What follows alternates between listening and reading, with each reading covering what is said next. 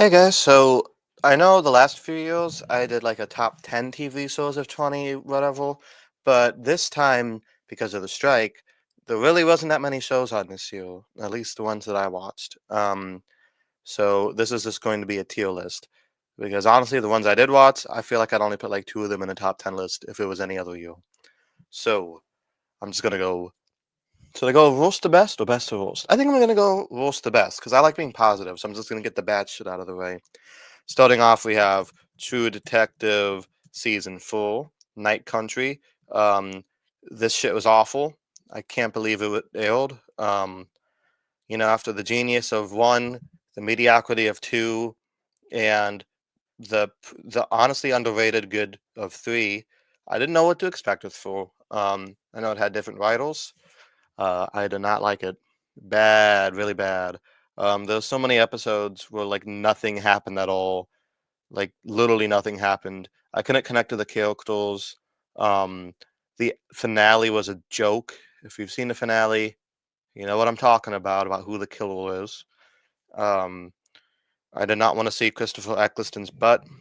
Childhood ruined, I guess. The reason I'm not giving this an F is because I feel like the performances were pretty good by the two leads, and I thought the cinematography was really good. Not often you get to see things set in like Alaska, so that's pretty good. I just wish it was better. Moving on, we have uh, Doctor Who series 14 and the Christmas special that aired last week. This is getting a C minus. Not the worst Doctor Who has been in my tier lists. I just feel like the season is very uneven. A show like Doctor Who, um, since it isn't really serialized, every episode you don't really know what to expect. Some seasons, like the Matt Smith era or the Peter Capaldi era, you're guaranteed hits every single episode. For the most part, 90% of them are good. And then when you have like the Jodie Whittaker era, 90% of them are bad. This one, it's pretty even split down the middle. I thought Boom and 73 Yards were good. The other ones were okay. And then you have the really bad ones like The Devil's Call or Space Babies or that awful finale. Um, so I really didn't know where to put this, but I thought I'd put it in C minus because if we're being honest, there was more bad in it than good, but it's still better than the last three seasons. So, 11, 12, and 13 were bad, but season 14, better than those. Not up to the heights of the first 10 series, but you get what you get with this show. Uh, I just think that this would be more episodes because 8 doesn't really feel like enough for a season. Um, that it does for some shows, but for a show like Doctor Who, if you, if you don't have that many good episodes and there's only episodes, I don't know. I feel like they could have used a couple more to flesh out the Doctor and Ruby's relationship. I like the new Doctor, Shuri Gatwa.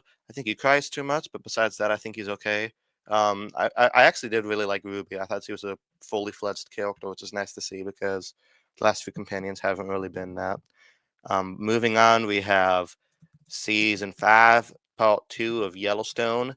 This is the final Creston Mark season of the series.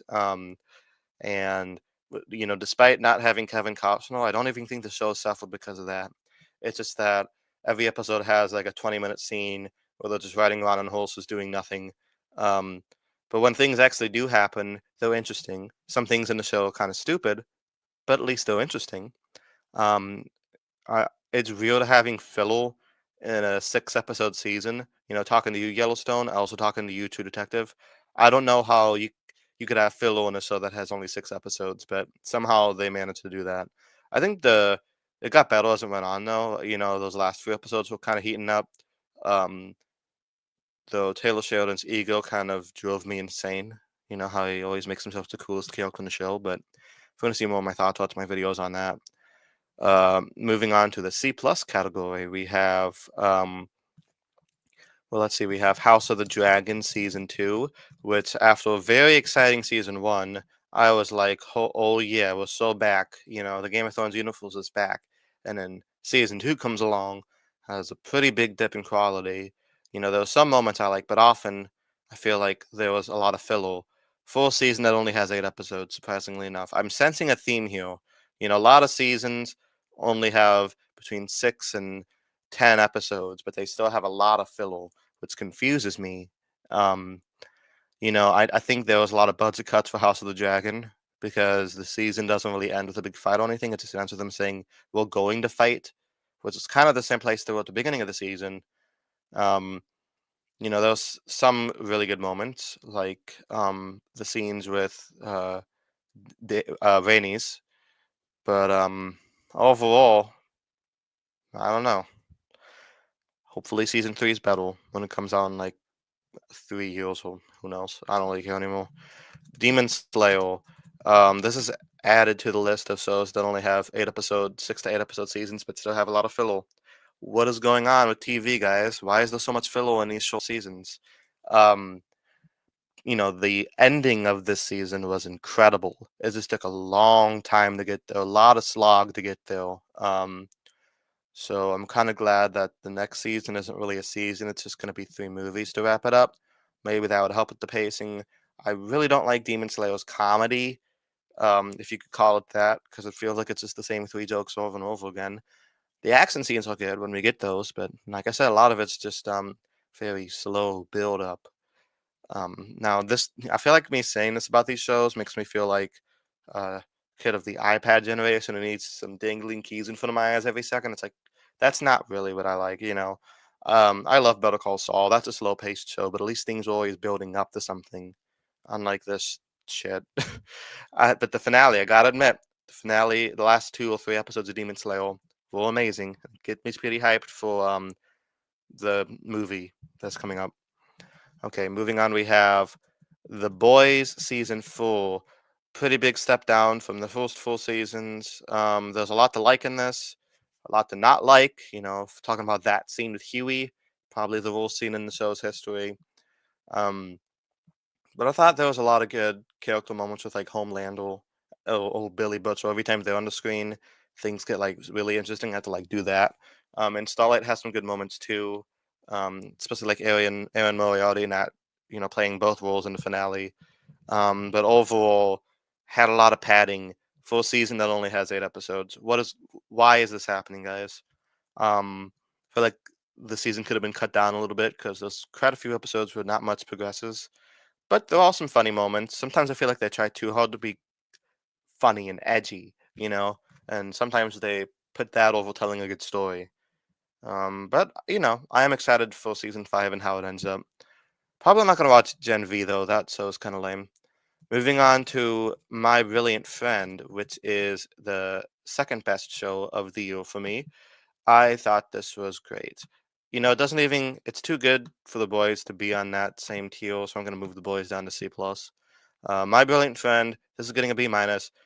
It took a while to get going for me because they spent way too much time with Nino, and the whole being in love with Nino, even though Nino doesn't give a shit about her. That got on my nerves really quickly. And Elena wasn't really much of a likable character until like the last couple episodes. But I thought the casting was really good. Having them played like by older actresses. Um, Leela's actress looked, sounded, and acted exactly like her. Elena's actress, she acted like her, but she didn't really look like her. But it took me a few episodes to get used to that. But I think both actresses did a really good job. So did the big side cast, and I think the finale was so like the last 2 episodes were so devastating, and the actors really did a good job with that, as did the directing and cinematography and all that stuff. But yeah, the ending was really bittersweet and haunting and beautiful. So that made up for the lackluster first half of the season where it was just Nino, Nino, Nino, I love you. Ugh, fuck Nino. All my homies hate Nino. Moving on to the best show of the year, we have Invincible, season 2, part 2.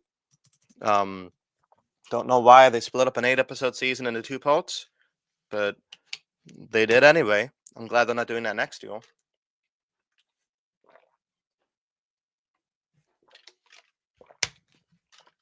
This show is awesome. I loved it. Animation, beautiful, voice acting, flawless. The rising tension throughout the series is great. There's some funny moments, some really sad, depressing moments, um, bittersweet moments. I thought it was great. The finale knocked my socks off, though I don't think I was wearing any socks because I was at my house. Um, yeah, I thought it was great. Don't really want to give too much away because of spoilers, but that's the best show of the year. Though, if we're being honest, didn't really have that much to compete with because look what I'm giving a B or a B minus, and then look at all this other stuff. This year was not the best year for TV. Um, Maybe next year will be better. Next year we got The Last of Us, we got Stranger Things, we got Invincible again. So maybe that'll be better, or not. Maybe all those seasons suck. Who knows? Thank you guys so much for watching, and until next time, Happy New Year.